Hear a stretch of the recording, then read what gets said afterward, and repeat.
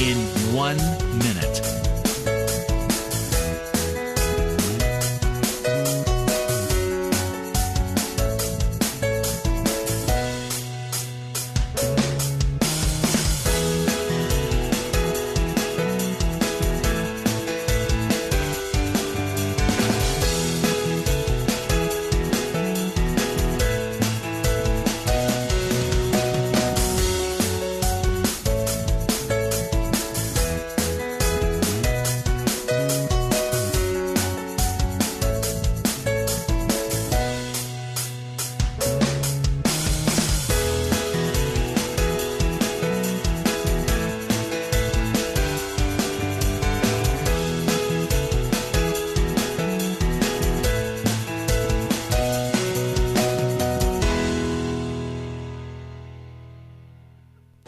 Welcome to Lynn Cullen Live at pghcitypaper.com. Email your questions and comments to Lynn at pghcitypaper.com.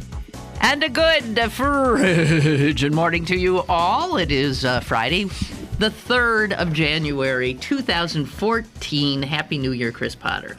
Happy New Year, Lynn Cullen, and all of your listeners. And all of our listeners. Yeah. Thank you. I guess there are listeners now, aren't they? Yes, they are.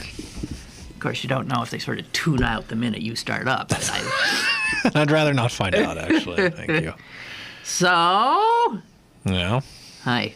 Are you really that cold that you're wearing a hoodie? No, I just thought it would be funny. Yeah, I mean, it's true. You do lose, some radiation. Jess is wearing and she's got a thick head of hair. She's got a thick head of hair. I just... She's got my serape around her. I was out for 25 minutes because shuffling the walk because this is sad. The woman next door to us passed away.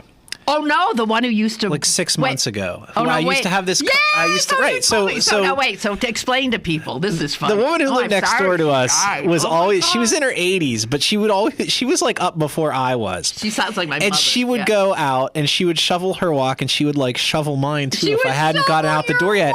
It's and I would look out the window and I'd still be in my jammies or whatever. And I'd look out the window and there would Pat be bent over the shovel pushing. And I just thought, oh my, I'm the worst person ever.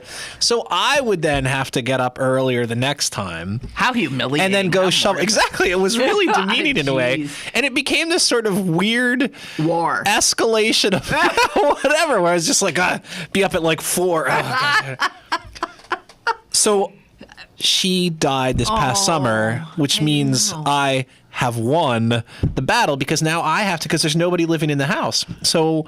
And because I'm a good neighbor, and I don't want, there are kids who walk to school past our place, and so I go and shovel. Yeah.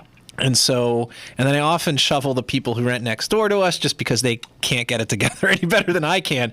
So it's I'm out there for a long time in the morning, shoveling basically 3 houses worth of walk, and these are fairly small homes, but still, it's a lot to do, and it was 2 degrees out there. So I realize it doesn't impress you, Miss Wisconsin, whatever, but here's what you have to wait for, and it'll come sooner than you realize. When your son is old enough, you will say, hey, go shovel. That's what I did to my kid at 10 last night. Yeah, really? Go get the driveway of the... Right. I actually, just before I came down here, I got an email from Melanie saying, if you're on Cullen's show tonight, offer to let him stay with her this weekend. He even likes to vacuum because we are sick of him. Where are you going? We're sick of... No, we want him away. It's where he's going. Somewhere away. We are... Jess would take him before I would. Yeah. He was up at 3:30 in the morning and fairly consistently talking about stuff. Talking about You're both cars exhausted. And bulldozers and Well, sometimes you find that cute and endearing. I did for the first 2 hours, but around 5 o'clock this morning it started. And then the irony was I was sitting there in bed and I thought, Jesus, if Pat were still alive, I could get out there. She'd see who the real snow shoveler is in this town. It's funny you brought that up. Yeah. Dear Lord. Anyway, so what can you do? You can only laugh at life. Anyway. Often. I mean, because otherwise you cry. Because what are we going to do? So, okay, so this is very cold weather for Pittsburgh, certainly. I mean, this is not cold weather for you. I realize it's Bermuda weather for you native sons and daughters of the Badger State or whatever it is. So they closed the schools today. They did. Well, what the hell are they going to do next week when it makes today look balmy? Yeah. So the kids in this area are not going to go to school next week. I guess like Tuesday's supposed to be Tuesday. I think Monday's not as bad as today, but not great. Tuesday's supposed to be the worst. Cold. Yeah, Tuesday's very, very cold. So suck it up, kids. I keep saying I'd still be in like 4th grade if they close schools like they do around here. I mean, how could we? Some would argue. Well, never mind. I went to college up in Meadville, which was you always got more snow and it was always a lot colder. And those kids, those mighty bulldog kids, they were in school all the time. There wasn't any of this wussing around with snow days and. Well, you don't know that there's a game in Green Bay on Sunday. Yeah, I guess no. It's a playoff game. I figured. The 49ers are coming. Ah, you're going to kill them. And it's the thin Frisco blood. The game time temperature is supposed to be, I believe, 0. Yeah. And then, because it's the late game, the temperature will drop. It'll probably go down to about 15 below. In the course of the game, winds out of the northwest 15 to 20 miles per hour, which will make the wind chill about 45 below. And that still doesn't rival the Ice Bowl. Yeah. Right. Yeah. But they're saying it'll be the 2nd coldest game ever played. You don't give a damn. I'm picking Green Bay to win that game. I'm not. I don't know. Well, no one can play. I mean, it's tough. It's tough. But they've got it better than fans who are stuck. Right. You can't move. Right. Although the way Lambeau Field works is it's bleachers. So everybody puts on tons of layers and then everybody crams in together. And the body heat generated by all those big, beefy Wisconsin milk-fed folk, it has to add about immediately 10 degrees. So you actually are warm in a funny kind of a way. I guess. I often find myself when I go to those games unbuttoning, like shedding clothes because you overcompensate or something. All right, enough on weather, I think. Yes. Cover up those extremities, people. I like where that's I do have to still do weather. Okay. Because Bill Peduto is sworn in tomorrow? No, I mean Monday. Yeah. Okay. I'll be there. And what is that happen outside? It does. It will. Why do they do that outside? Because he's going to have so many people there to cheer him on. It's going to be like have it at the convention center. There's apparently no business for this stuff there anymore. Yeah. Have it at the August Wilson Center, although they don't have heat. They need to have lights. Yeah. Right? Well, why would they? It's how it's always done. Poor mother's got to wait. So what? Hey, how it's always done. I mean, the presidential inauguration is always outside, and that's in January as well, right? Or February? So, January. and then what? Do you think he'll feel like he has to look like Macho Man and not wear an overcoat? He'll be wearing a puffy vest over his puffy vest. Even his he won't. He'll wear like a he'll do that a gentleman's coat. Yeah. But he'll be freezing. Yeah, and his poor mother, who will be there, will be freezing. Well, how about a little sympathy for those of us in the press? I gotta stand there with a pen and pencil and. Well, there's no way your hands will freeze. Yeah, I'll just be like, Peduto say good. I did there was a hostage situation at a hospital in Madison, Wisconsin in 1970, God knows what. Wow. Huh.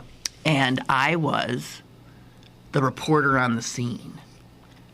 And it had to be 10 below. Right. And I was constantly having to go out and stand there and do these live reports. And do you know that it's happened before, but never on air. My mouth froze. Oh my God, that must be your nightmare.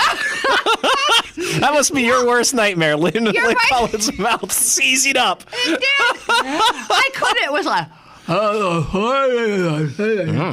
Seriously, your mouth can freeze and you cannot form the proper sound. You know what you should have done? What should I have done? Volunteered to be taken hostage yourself. So I could. Then you could have gotten an inside scoop and you would have been warmer. That's what I would have done, gosh darn it. How did it resolve itself? Everyone Do you okay think I even remember? No. Yeah, nobody. No, yeah. Yeah, you'd remember if it was a tragic. Yeah, I would. As callous as you are. Yeah, yes, indeed. Well, at least we're warm. And I'd been rousted out of a warm bed to do that because it happened at an odd time, right? I do remember that, but having your mouth freeze on camera is embarrassing. Thank you for that report. Back to you in the studio, Ed. So that's Monday's that's gonna happen. So Monday that's gonna happen, and so it's also Luke must be counting the days. I mean, I think Luke was counting the day. I mean, that guy he's gone. He's checked out. He's done. He's been checked out for a while. Does he have to? She has to be there. Oh, I don't think so. Mm-mm. Well, it's just proper. Oh. I mean, yeah, a little late to worry about propriety if you're outgoing Mayor Luke Ravenstall, don't you think? But even, I mean, like Michael Bloomberg, his illustrious self, sat freezing through de Blasio's. Yes, de Blasio, I think is. I heard someone say de Blasio on camera the other day, so I wondered. De blah, blah, blah, blah, de Blasio. Maybe they pronounce it different in the different. And he was subjected to a lot of speeches that were essentially excoriating him and his administration. And he sat there dutifully. Yeah. People said he often looked up at the sky. So he was like... Probably for his private helicopter to come in and lift him up out of there. Please. Goodbye, citizens of New York. Fare thee well. So you mean people are not expecting Ravenstall? Nobody expects. I mean, look, you barely even expect Ravenstall at his own press conference. I mean, it's always a surprise when he shows up. So you can never. He might crash. Make underarm noises while Peduto's trying to. But I was thinking, actually, last night. This just in. Well, there's a first time for everything, Lynn. I was thinking. And I thought, if I were Bill Peduto, I would seriously edit my speech. Yeah. He would become the most popular mayor of all time if he got up and said something like, I've waited for this day my entire life, but I don't want, and I've got a speech that I have prepared that has been, I will, put it out there on the website. Everybody go home and get warm. Yeah. That's what he should do. Yeah. And nobody else should give long. Do you know what? And people still, they don't get it. There'll be jerks up there. Because he's not the only speaker, right? Yeah, I know, right. Oh, dear. How many are there? I don't know. Oh, God. And if somebody could just get to them all and say, anybody who talks for more than 3 minutes is going to be shot. Yeah. Or we could do the whole thing by Skype. That would be that too. That would be like his commitment to new technology. Well, I really hope he is doing that because no one wants, no matter what a beautiful speech it is, no matter what he wants to say, the only thing in everybody's mind is, when will this be over? Is that correct? Come on. Is that correct? That's pretty much my mindset every time I go over to the city-county building, to be candid with you. True, so it's probably true. Oh, dear, when will this be? Yeah. Well, that's not the only drama. There'll also be the city council reorganization meeting for man, geeks. So, I mean, some people care about it. Is there anybody who... It's indoors. Is there anybody who doubts who the next president of council will be? I think it's generally believed that it's Bruce Kraus. Yeah, I think he's gonna take it walking away. But you got to have the Post Gazette did their little piece a month or so ago. WESA did one, I think, this morning. The speculation or whatever. Who did one this morning? The old DUQ, WESA, Essential. Oh, right, Public your Radio. second home. Excuse me. That's nice. Actually, this is my second home. I cannot tune in. What? That WESA. I'm on once every other month. Every time I tune often. in, there I am. And Pittsburgh City Paper editor Chris Potter. You're not the only person to appreciate this resonant tenor voice of mine. Okay. Okay, so did you hear? Yeah. I don't know. This is the most North Korea. Oh my God! Did you hear? Well, okay, we know that Kim Jong Un, the new baby-faced despot, and the baby-faced makes his father look like a sweet prince among men, soul. Yeah. This kid, as we already know, machine gunned to death an entire girl band that his now wife used to be in. And then he executed his uncle, who was his mentor. It has now been reported, although I don't know well, how. it sounds they said it was a report from the manner of execution. I have never heard of such a thing in my life. Have you? Have you ever heard of not a since the manner? Middle Ages, maybe. I don't haven't even heard of that. Yeah. They took the uncle and 3 of his compatriots, stripped them naked, and threw them into a cage with 120 dogs who had been starved for 5 days. And then Kim Jong Un, and his brother reportedly watched it with like a few hundred of their party apparatchiks.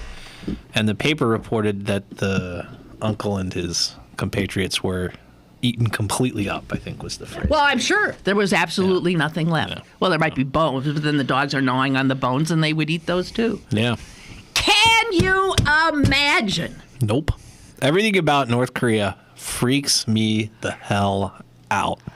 There are millions of people who have to live in that hell hole. Yeah.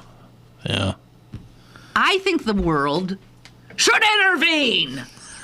Because that always works out just the way you hope. Let's go see Although it's pretty hard. people. It's pretty hard to look at that situation and think even George Bush would be able to make something better of that than it was before. But they got the nukes and whatever.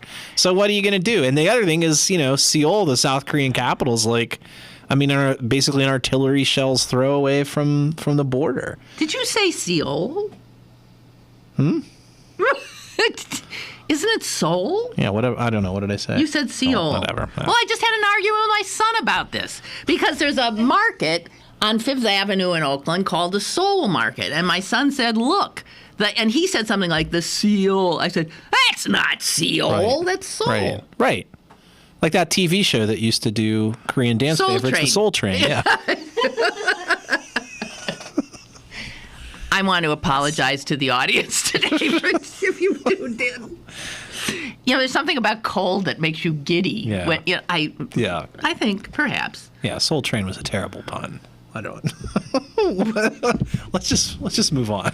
Okay, but you mentioned Yes. George W. Bush, and I did. Yeah. This is sort of a despairing kind of a thing. I just wanted to credit again George W. Bush and Dick Cheney, Don Rumsfeld, Condoleezza Rice, the enabling U.S. media, mainstream and otherwise, for putting us in a ginned-up war in a country known as Iraq, where we stayed for 8 years at the expense of the lives of thousands of Americans and tens of thousands, maybe hundreds of thousands of Iraqis who might otherwise die because if you leave, they're just killing each other no matter what. But Right. Okay, a lot of innocent blood shed there, especially in, and you'll recognize the word, Anbar province. Right. Right? Yep. And in Anbar province, where 2/3 of all Americans who died in Iraq did die, there are 2 cities whose names you will probably recognize as well. Okay. One, Fallujah. Right. Right? These are major cities, and Fallujah, we fought twice. That's right. Bloody street, hand-to-hand fighting. Lots of dead to recapture. And the other name you'll remember is Ramadi. Yeah. Mhm. Okay? Okay. All right. Both in Anbar province. Guess what? The Al-Qaeda flag was hoisted over both those cities in the last days by Al-Qaeda Islamist militants who've pretty much taken over. Wow. And who's the president now? Al-Maliki? Mm-hmm. Yeah. He has sent troops. The crack Iraqi security forces. No. So this is obviously all Obama's fault. Tell me. Yeah, it's Obama's fault. It's Obama's fault because that's right. We should have stayed there another 40, 50 years before and shed more and more blood before Al-Qaeda took over. Yeah. And so I recall that this was to spread democracy. And then, in fact, you had the wonderful spring. What was that? The Arab Spring? Springtime for Hitler and Germany. The Arab Spring. Arab Spring, yes. And we see how well that's going. It turns out the same people who are probably going to make, are trying to make Syria into an Islamist state, making you actually given a choice between Assad and the rebels, you might actually take Assad just for the stability, sorta, that you might get. And that's now dropping into Lebanon.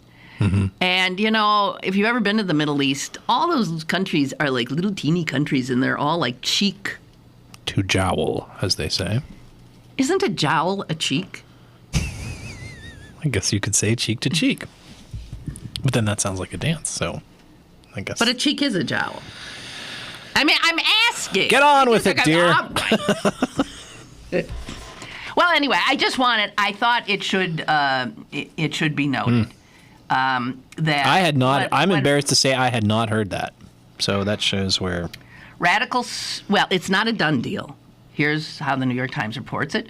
Radical Sunni militants aligned with Al-Qaeda threatened Thursday to seize control of Fallujah and Ramadi, two of the most important cities in Iraq. They set fire to police stations. They freed prisoners from jail. They occupied the mosques as the hapless government rushed troops to the area. Dressed in black, waving the flag of Al-Qaeda, the militants commandeered mosque loudspeakers and to call for supporters to join their struggle. Nearly 1/3 of the American soldiers killed in the war died trying to pacify Anbar. No, this looks like. It's not a done deal, but that's what it looks like. And those are largely Sunni populations there. Those are Sunni populations, which means that they would be. No. I'm asking, I'm not sure if those are Sunni populations. Al-Maliki is a Shiite. Right. Right? I mean, Iraq is mostly Shiite. Shia. But yeah. But Anbar was, who was that scary-looking guy? He's still around, that guy. I know he is. What was his name? The sheik. Yeah. The young sheik. Right, and his father was. It doesn't matter. Who cares? Yeah, there was a time when we used to have to know. Now we don't. Right. Anyway. We're like every other American. Screw them. Our guys are pulling out. Bye. Wow. Jeez.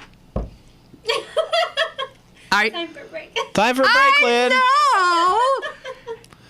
The little misbundled up bunny over there was looking at me. And I had just looked myself, hadn't I, Jess? And then it's bad when the staff podhead has a better sense of time than we do. All right. We'll explain that remark when we return. Stick around for more with Lynn Cullen Live after this. Happy New Year from the all-new BergBargains.com. Log on today for the best deals from your favorite local restaurants, bars, museums, and shows.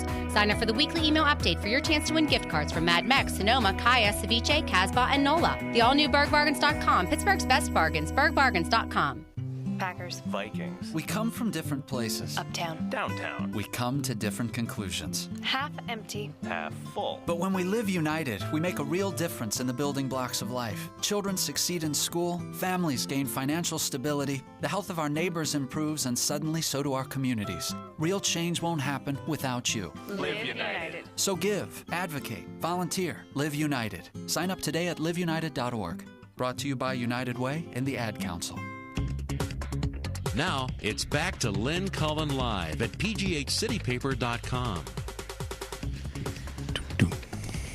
Okay, so we were talking yesterday about the price of the pot, the legal pot, and Jess and I were just stunned by the price. And then Jess said you could get a quart. Somebody paid, what did they say, $135 for a $130. $130 legally for a quarter ounce. Okay. And we both said, huh? Yeah, it seems. Yeah. And then Jess, I thought, said I can get a quarter ounce for $35. Jess getting a jump on advertising in anticipation of legalization here in the Keystone State. And then, why am I blanking? Ray chimed in. Yes. That if she's getting a quarter ounce for $35, that is, what did he call it? Ditchweed. Ditchweed. Some old guy saying. No, he said ditchweed or your, Right, skunk would be like. Yeah. Skunk. Yeah. All right. Yeah. Okay, so now. Or it's just straight up oregano. Right. Okay, so now we have a follow-up email, which is what I went. Okay. Right. And this comes from Lynn. As a public service, you've got to let us all know where Jess gets a quarter ounce of weed for $35. I got to say, this is a definition of public service journalism with which I was not previously acquainted. Well, get used to it, because here's the internet, right. okay? Yep. I bought an ounce earlier this year and paid $390. So a quarter of that would be quickly about $100, a little less than $100. Less than $100, okay. Right. And Tom writes, better to buy 4 quarters from her supplier. Yes. Seriously, more people will pay more to the government supplier than the illegal sellers just for the convenience of knowing a safe place where to go to get a steady supply. About the only way the pot is any kind of gateway drug. Oh, now Tom gets defensive. About the only way is some kind of gateway drug is because some of the shady places you have to go to get it. These folks are business people and will sell whatever they have, pot, meth, pills, coke, whatever. Remember when the daily number started and the state was only paying 5 to 1 while the bookies were and are still paying 7 to 1? Yeah, 500 to 1 and I think it was like 500 to 1 and 600 to 1, but yeah, I take his point. I don't know. Sure, yeah. And so he says, so why go to the state? Well, the state always pays. Oh. When the 666 scandal went down, word on the street the next morning was that the bookies were not paying because they said it was fixed. The state, though, paid everybody. Yeah. I'll tell you that reliable state. Yeah. Okay. Until the next shutdown. Okay. And then Tom ends with a quote, a criminal is a predator by nature who doesn't have the money to start his own company. Oh. Yes. I would agree that is true. Okay. Well, there you go. So there we have it. And Jess says no, she agrees that you cannot buy a good quarter ounce for $35, but she could get it to you. She could get it for you for $65. Yes, but if you were desperate. If you were desperate, she could get it for you for $65. No, for $35. Oh, if you want to smoke but I don't, garbage. Right. Yeah. Let it be known. Let it be known Jess does not smoke skunk, okay? What do you think we are here? Some lowlifes? I work 3 jobs for a reason. Jess works 3 jobs. Got to afford that pot. Yeah. All right. Do we have a call? Yes. Oh, maybe it's somebody with a better price. Yeah, right. It's your dealer. Hello. Yeah. So, what are you willing to pay? No, just kidding. Hey, so that name you were searching for, and we would all like to forget, is Makata El Sadr. That's the guy. That's Makata, Solder City. Solder City, his father. Right. Was often followed his name. Thank you. Makata, isn't that a song from Disney? Hakuna Matata. Makuna Matata. No, it's a Gilbert and Sullivan musical.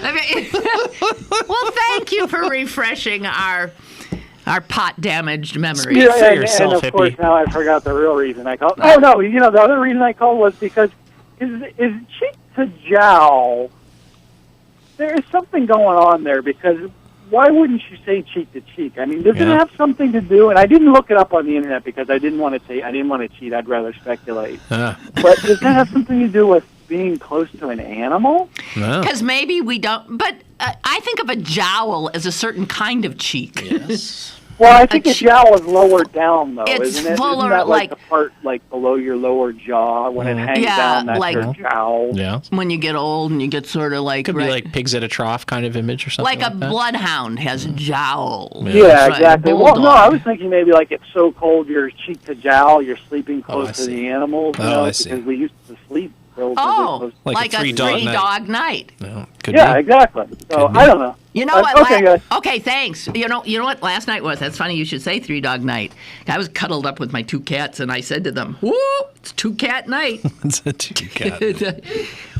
We need, you know what you need is we need our copy. If we're gonna get into these kind of semantics, we need like the Oxford English Dictionary on shelves behind us, and then we could just consult it as a reference, and then it would also give the set a little bit of You know how much a full set of the OED costs? Just take it out of your earnings.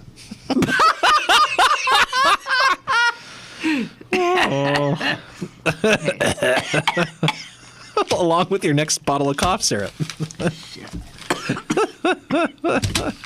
You all right there? Yes. Good. Okay.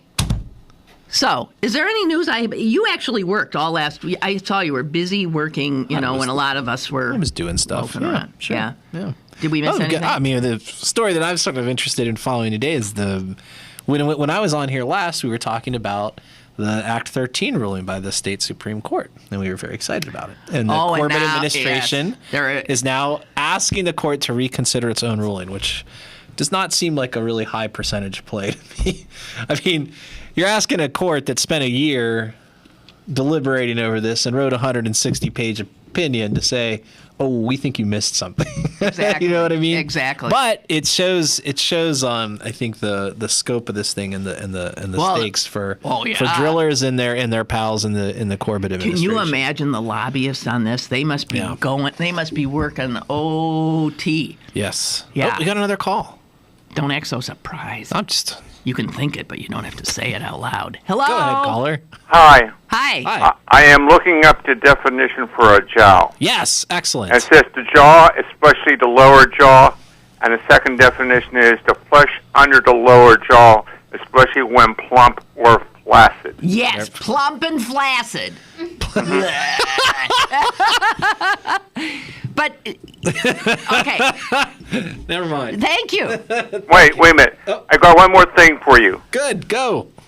You heard about the Little Sisters of the Poor throwing their objection? Yes.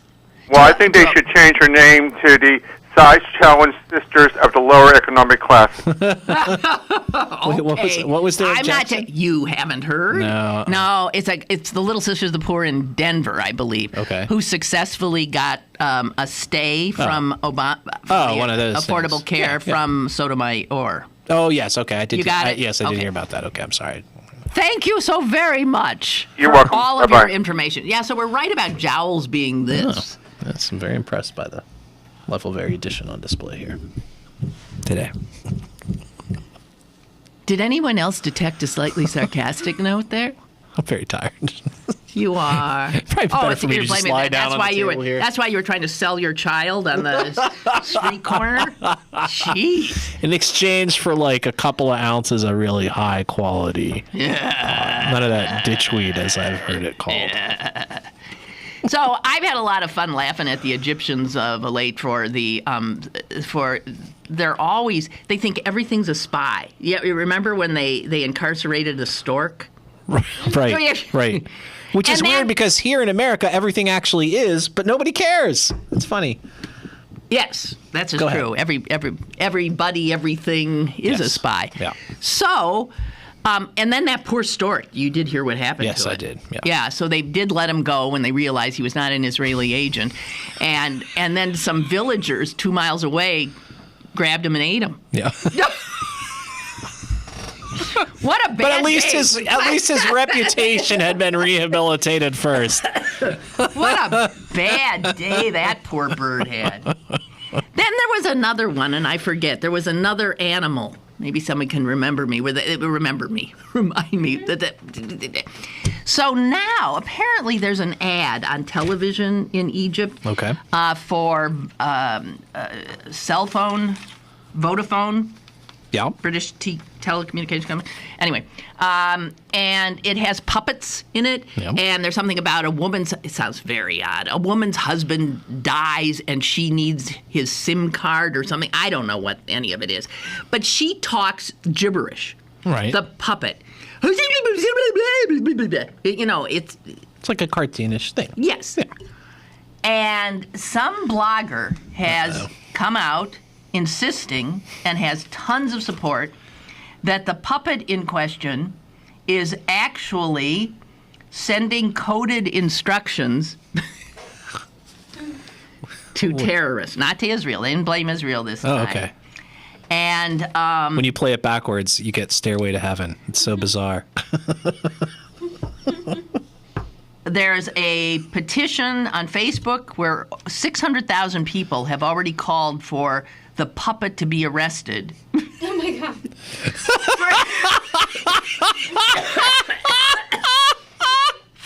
for using unknown symbols and codes. How are they going to fit handcuffs on him? Well, here's what it says. This is from the New York Times. The government's move against what The Economist termed the Muppet Brotherhood has been astonishingly widely mocked by English-speaking bloggers. One cartoon posted on the puppet's Twitter feed. The puppet, by the way, is named Abla Fajita. Showed an interrogator confronting her with a photograph of Kermit the Frog, saying God knows what. I don't know. Abla Fajita? Anyway, Abla Fajita has also appeared on Skype and confronted the blogger by saying, "Hey, I am a fictional character." You can't make that stuff up. Yeah. Actually, they weren't asking the petition. They put words in my mouth. The petition, I'm innocent. Just to be totally honest, yes. The petition did not ask for the arrest of the puppet per se, but the puppeteer. The puppeteer. Well, there you go. That's what you want. Okay.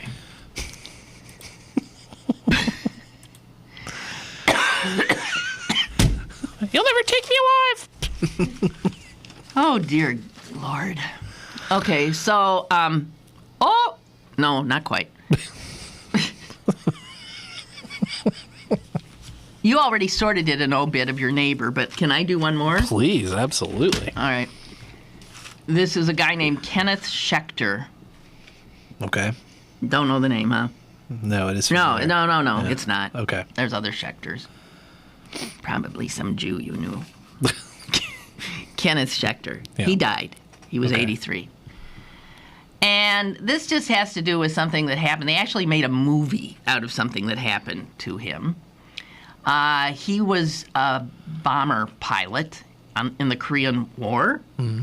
And on the 9th, he was supposed to run 15 bomb runs.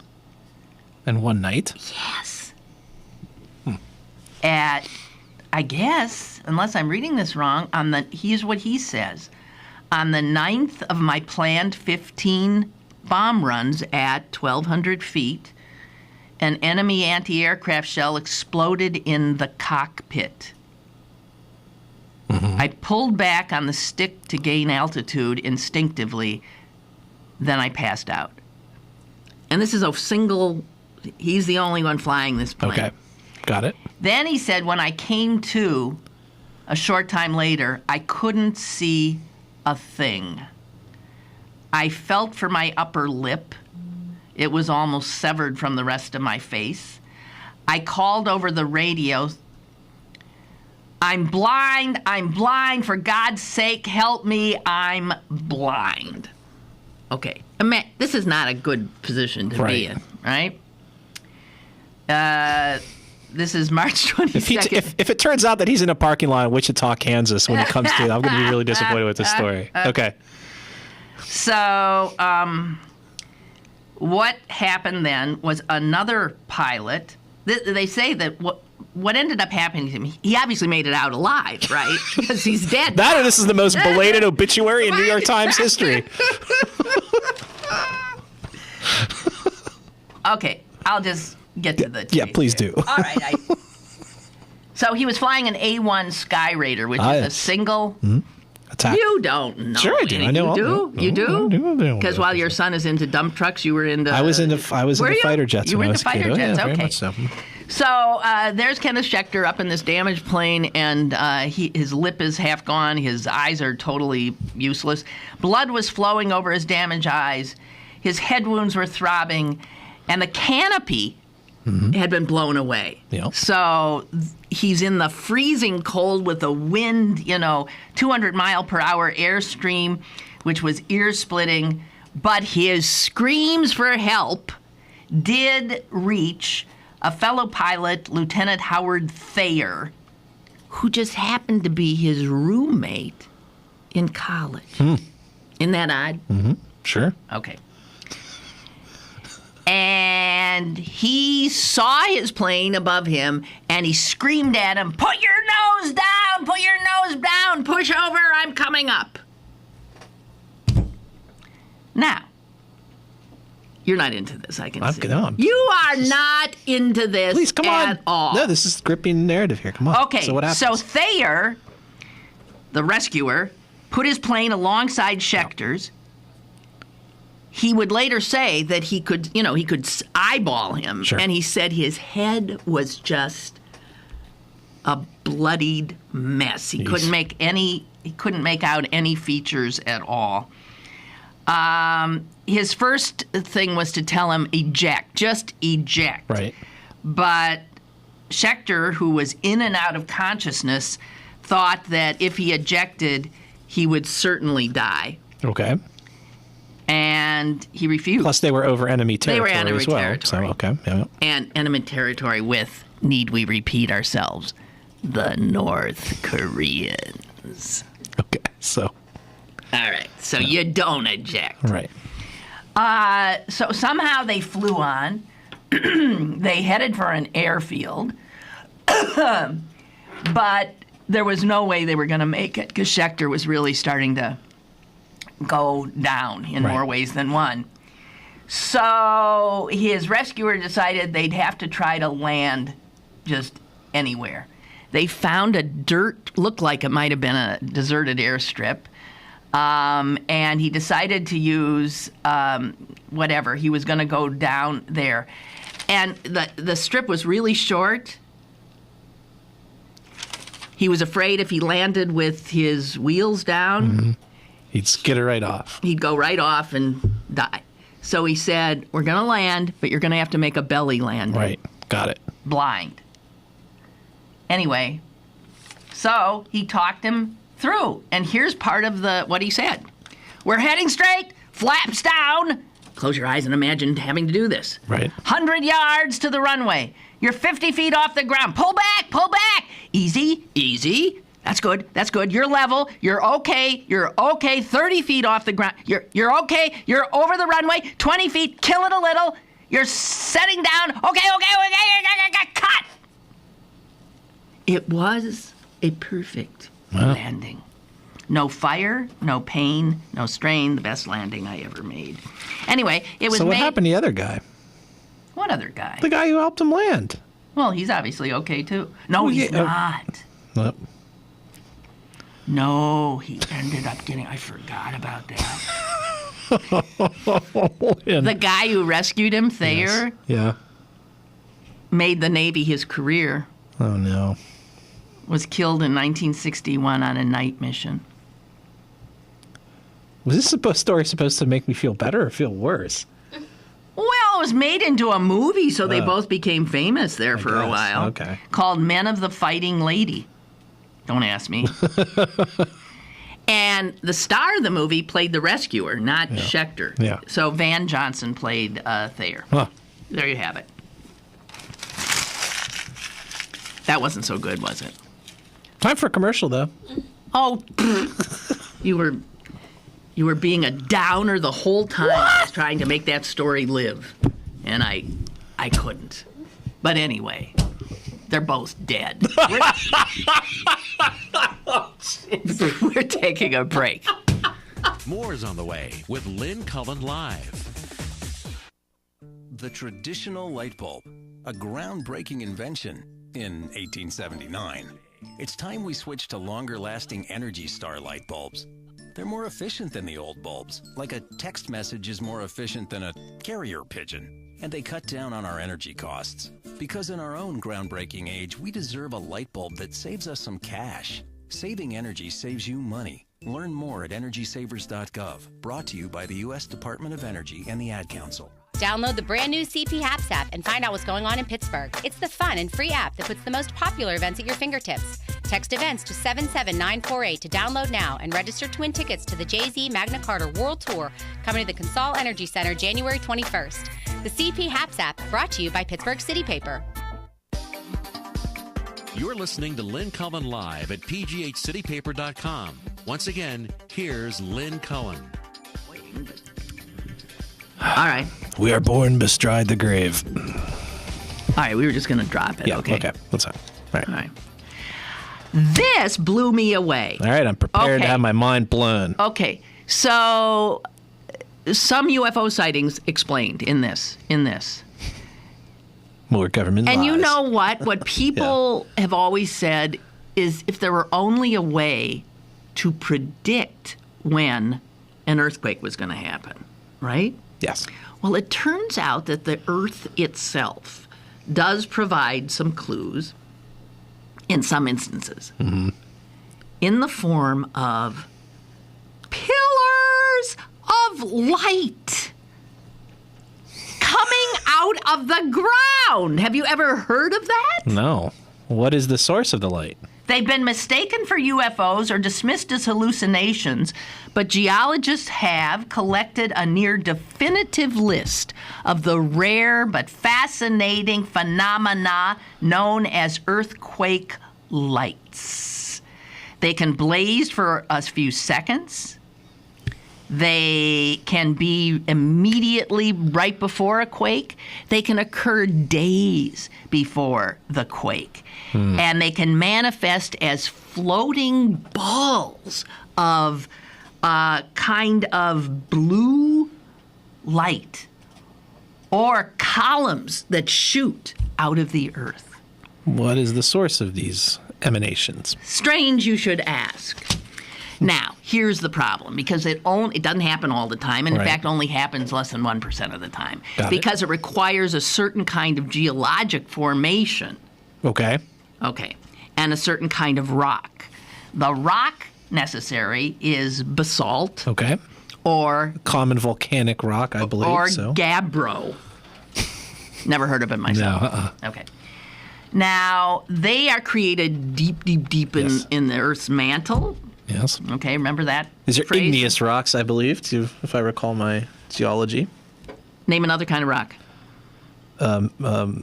Metamorphic. Oh, I think that's a good one. Metamorphic, igneous, and there's one other. And there's another one. Where would it come from? Okay, it's like sandstone and things like that. Sedimentary. Yeah. Hot. Yeah, that's it. All right.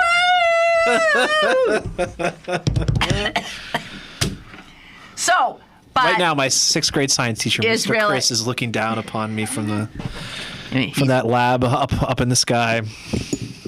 Anyway, stop bringing up dead people. Sorry. Yeah.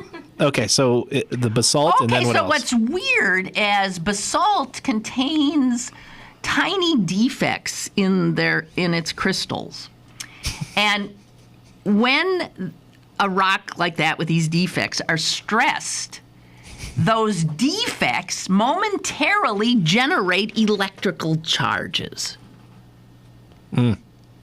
When a powerful seismic wave runs through the ground and hits a layer of rocks like this with all their little defects, it compresses the rock with great pressure and speed, creating conditions under which large amounts of positive and negative electrical charges are generated. And these charges can literally travel together, reaching what's called a plasma state, which can burst out of the earth and shoot into the air, sometimes as a ball of fire. Yes. Fiery looking stuff. Yes. And sometimes just as pillars of fire. Yes. Now, interesting. Another necessary component for this to happen is there has to also then be a very deep vertical fault that it can shoot out of. And some of those faults can go 60 miles into the earth so that the stuff is coming from that far out. Yeah. Such lights were seen in the foothills around San Francisco before the Great Quake. Wow. They were seen in Canada before a few quakes. They've been seen in Peru. They've been seen in some places in Italy, but it depends. So when the plasma bursts out into the air, it produces light. Well, I mean, speaking as somebody who's watched a lot of X-Files episodes, this sounds like a pretty tissue-thin cover-up is all I can say. This is from a study in the journal Seismological Research. That rag. Why don't you just read the Weekly World News for serious? Come on. And in Peru in 2007, remember there was a terrible quake, 8.0. Some naval officer at sea saw these columns of light bursting 4 times in succession out of the water. Wow. Security cameras in the city captured the image. Well, isn't that interesting? It is. And it's you didn't know. It all boils down to defects in the rock and faults. And so maybe if we were a little less judgmental about the rock, this sort of stuff wouldn't happen. But just think of it requires so many things that it's literally less than 1% of all earthquakes give this. But, they're still trying to figure out how some animals seem to know. Yeah. And if they could figure that out, they might be able to get a little bit of a jump. Maybe the aliens tell them. I don't know if you get the impression that Mr. Potter came today. A little loopy. Not in a serious. Anyway. Well, that was fascinating. I was very interested in that. I was. I always found geology incredibly fascinating. Yeah. Mm-hmm. I took one class in it in college and was just constantly fascinated. I don't think I did very well, though, because I didn't. Because you were so interested. No, because it's the lab stuff I'm never good at. Oh. I'm never good at lab stuff. I'm good at... And I was shocked that one of the more interesting parts of geology was talking about the ocean and waves and why waves break as they do. Would you think that would be geology? No, I would think that would be oceanography or something, or I think it's fluid because dynamics. of the way that I don't know, but one of the things that blew me away is understanding when a wave crested, why they don't break on the shore straight on, right, but often always on an angle. At an angle. Mm-hmm.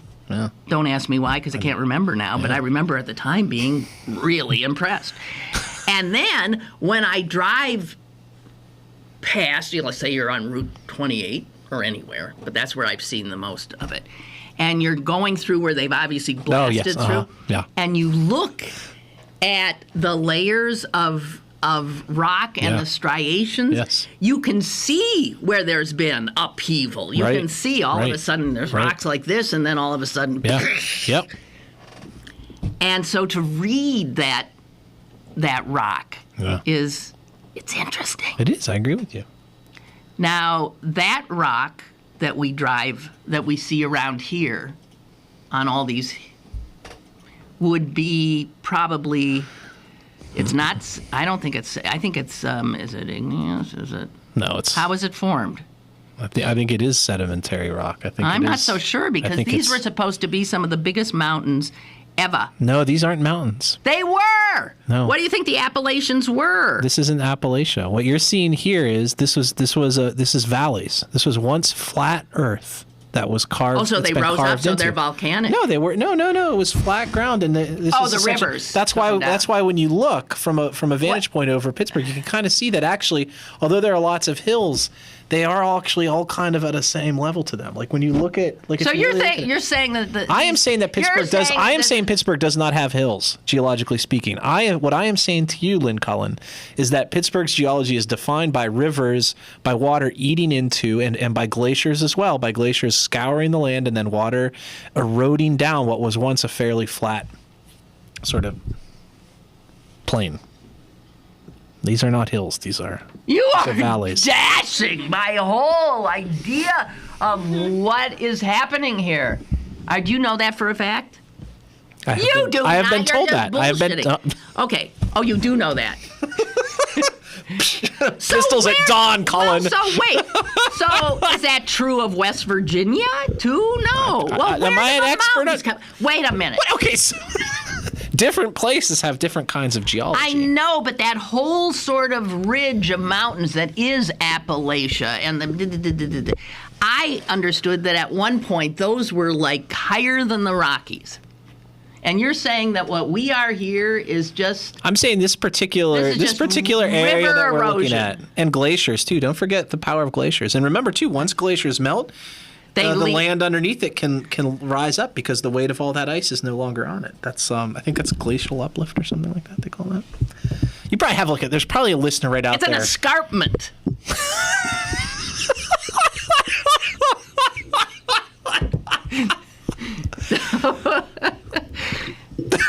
Yeah. Oh, shut up. No, I believe this to be true. You can see, when you... I believe this to be true. All right. I believe... Okay. Maybe it is. I knew this would get some people... Yep, here we go. Okay, here we go. Shale? What does that mean? Shale, question mark. I don't know. Oh, so where's... Okay, well, now the Marcellus Shale. Yeah. Okay. Just saying. That's all you said? Shale? Shale. Is the question where the... I think shale and all that, I think the gas and the oil and stuff, doesn't that generally come from sedimentary? Yes, it does. Yes. Okay. So... That lends some credence to your... I'm not looking so dumb now. Right. But you can't have sediment. So this used to be like an ocean. Yes, it did used to be. An Okay, ocean. That's why you can look at. That's why you can go to places and see those little what they call them trilobites or whatever. Do you find it interesting to watch Chris Potter and I try to access some of the information that was poured into our heads in the past? Obviously, most of mine is unavailable to me. Yeah. I was going to say, you were struggling for sedimentary rock. I don't blame you.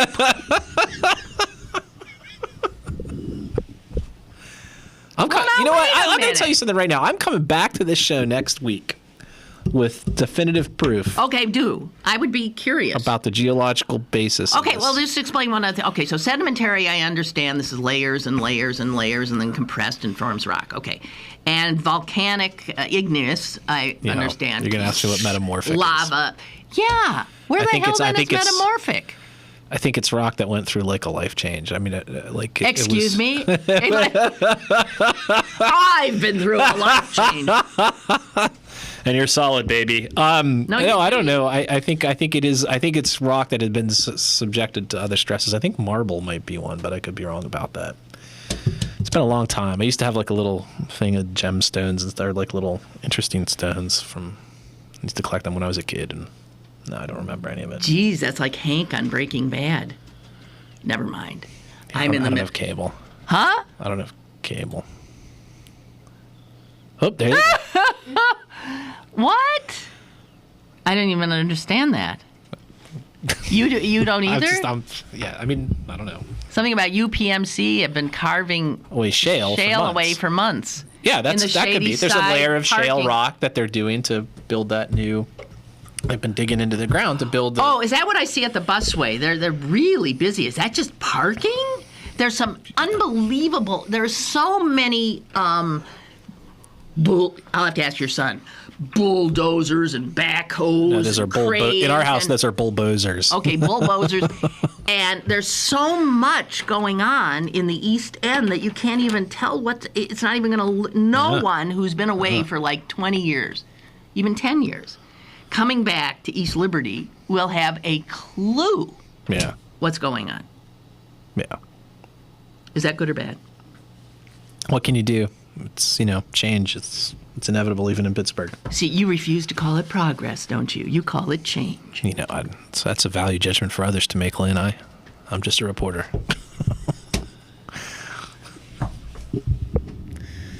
Let's be honest. This was not one of our best efforts here today.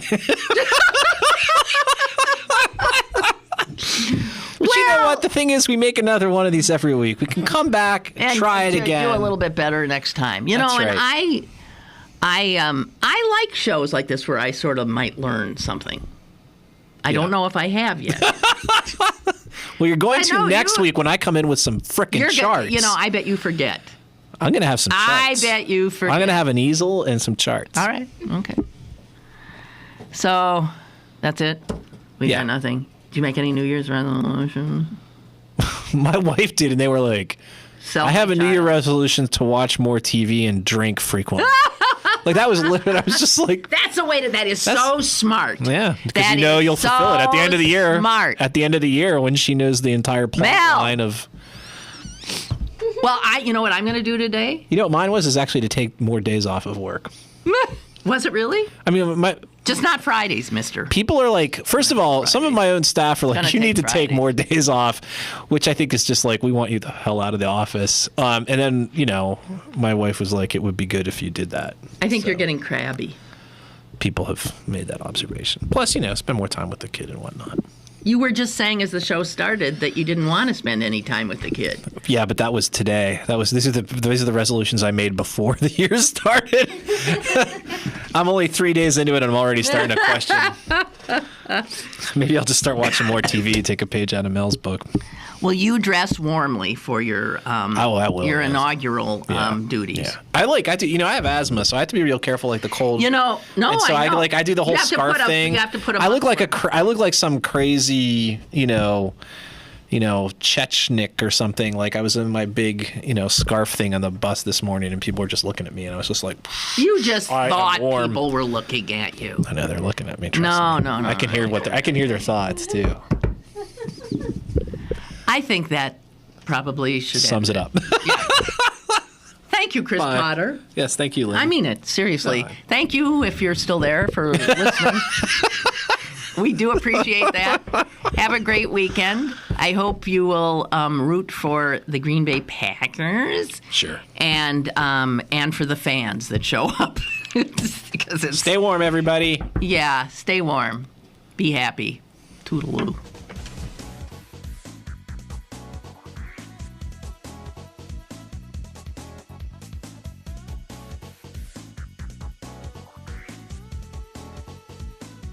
Lynn Cullen Live, Monday through Friday from 10 a.m. to 11 a.m. and archived at pghcitypaper.com. The opinions expressed on Lynn Cullen Live are those of the host and do not necessarily reflect the viewpoints of Pittsburgh City Paper, Steel City Media, and its advertisers.